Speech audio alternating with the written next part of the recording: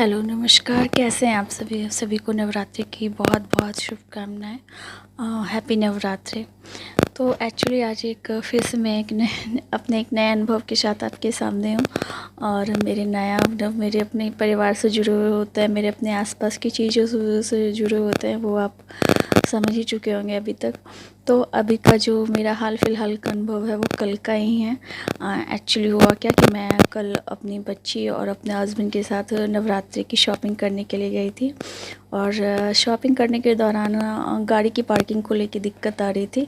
तो मैं अपना सामान पैक करवाने लगी और इन्होंने गाड़ी को कहीं साइड में करने के लिए चले गए और मेरी बच्ची मेरे साथ थी। उसी बीच में क्या हुआ, पेमेंट करने के लिए मुझे जब यूपीआई यूज़ किया तो नेटवर्क इशू या पता नहीं किस वजह से वो बार बार कैंसिल हो रहा था। मैंने 6-7 बार ट्राई किया। उसी परेशानी में या पता नहीं कैसे स्ट्रेस में मैंने अपनी बच्ची को बोल दिया, जाओ पापा को देखना किधर है, बुला के लाओ। मेरे ध्यान से ही हट गया कि मैं मार्केट में खड़ी हूँ और मेरी बच्ची मेरे साथ है। तो मुझे उसे ये नहीं बोलना है, मुझे वेट करना है या मुझे खुद जाना है, साथ में जाना है। पता नहीं क्या हुआ, मेरे मुंह से अचानक से निकल गया। जैसे घर में बोलती हूँ या कैजुअली मैंने बोल दिया बस। और बोलने के साथ वो चली गई कि हाँ, वो चली गई बस। जैसे ही वो गई मैं घूमी और वापस घूमी तो मुझे लगा अरे मैंने क्या बोल दिया उसको जाने के लिए बोला पापा को। फिर मैं पलट के बोल रही हूँ, उसे आवाज़ लगा रही हूँ, मैंने उसे देखा नहीं। अचानक से मेरी लगा कि मैंने क्या बोल दिया। मैं ढूंढूं कहाँ है, इतनी भीड़ है दूर दूर, मतलब दिखाई नहीं दे रहा कुछ भीड़ में। तो मैं उसे ढूंढूं कहाँ, कैसे पता करूँ, आवाज़ भी नहीं जाएगी मेरी आवाज़ तो। पर मैंने बार बार कंटिन्यू से ज़ोर ज़ोर से आवाज़ लगाना शुरू किया। आधे मिनट में वो आ गई। ये सब 1 मिनट के अंदर हो गया था। उसे बोलना, मेरा घूमना, वापस उसे बुलाना और उसका नहीं दिखना, ये सब 1 मिनट के अंदर हो गया। पर वो भगवान की दया से आ गई, तुरंत आ गई। वो आधे मिनट से ज़्यादा इसमें उसने गैप नहीं किया होगा, वो वापस मेरे पास आ गई।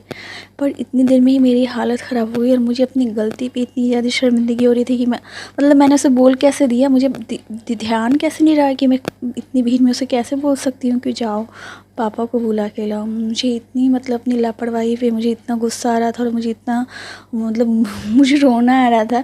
भगवान न करे, भगवान की दया से सब कुछ ठीक था, बट ये कुछ मेजर में भी चेंज हो सकता था। मेरी बच्ची शायद या किसी के साथ भी ऐसा हो सकता है। तो आप सभी से वापस मेरी रिक्वेस्ट रहेगी कि कितनी भी बिज़ी हों, कितनी भी स्ट्रेस में हों, हम लोग बराबर बड़े समझते हैं अपने आप को कि हम बहुत होशियार हैं, हम बहुत स्मार्ट हैं। और बच्चे तो कुछ जानते नहीं हैं। बच्चों पे बराबर हम लोग प्रेशर डाउन करते रहते हैं, ये करो वो करो। बट हमें विथ माइंड हमें हमेशा अपने काम के बीच में ये भी रखना होगा कि वो बच्चे हैं। एटलीस्ट उनसे हम ज़्यादा एक्सपेक्टेशन अभी ना करें कि वो सब कुछ समझदारी से भी हैंडल कर लेंगे। आप उनके दिमाग में कितना भी सब चीज़ डालोगे फिर भी वो उनका जो एज है, जो उनकी उम्र है, वो बच्चों वाली है। तो ज़्यादा एक्सपेक्टेशन करना, उन पर ज़्यादा इस तरीके से चीज़ों को थोपना मेरे लिए लग रहा है कि मैं कुछ ज़्यादा एक्सपेक्ट कर रही हूँ। मैं ज़्यादा प्रेशर दे रही हूँ। तो ये मेरे लिए सीख रही पर्सनली कि आगे से कुछ भी हो ऐसा तो मुझे काम डाउन रहना है और मुझे अपनी बच्ची को इसमें इन्वॉल्व नहीं करना है।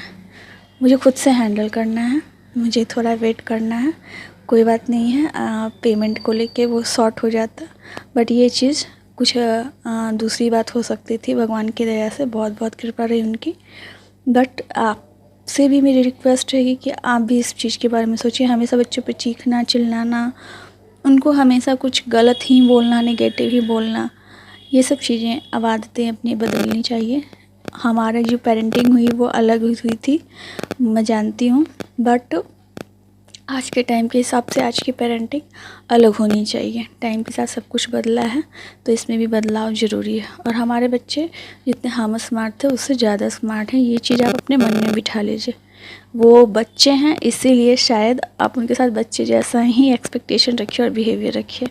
ज़्यादा उन पे प्रेशर डाउन मत करिए। समय के साथ वो सारी चीज़ें खुद ही करना सीख लेंगे। एक बार फिर आपको सभी को हैप्पी नवरात्रि। Thank you.